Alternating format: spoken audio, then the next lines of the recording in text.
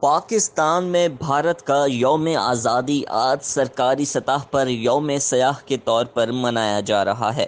بھارت کی جانب سے مقبوضہ کشمیر کی خصوصی حیثیت ختم کرنے اور وادی میں قابض فوج کے مظالم کے خلاف پاکستان نے فیصلہ کیا ہے کہ 15 اگست کو بھارت کا یوم آزادی سرکاری سطح پر یوم سیاح کے طور پر منایا جائے۔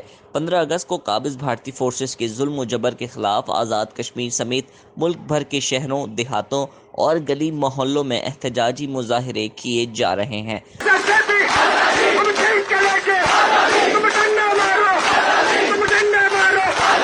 یوم آزادی جوش و خروش اور کشمیریوں کے ساتھ یکجہتی کے طور پر منایا گیا۔ کراچی سے لے کر خیبر تک سیاہ پرچم لہرائے جا رہے ہیں۔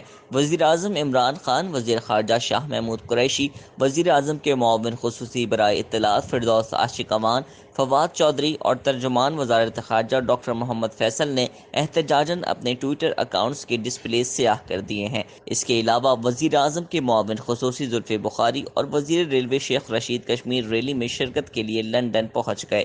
یاد رہے کہ پاکستان کا 73واں یوم آزادی کشمیریوں سے اظہار یکجہتی کے لیے یوم یکجہتی کشمیر کے طور پر منایا گیا۔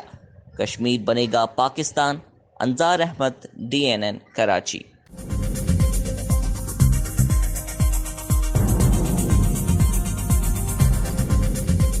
نیوز سے اپ ڈیٹ رہنے کے لیے ہمارے چینل کو سبسکرائب کریں اور بیل آئیکن پر کلک کریں۔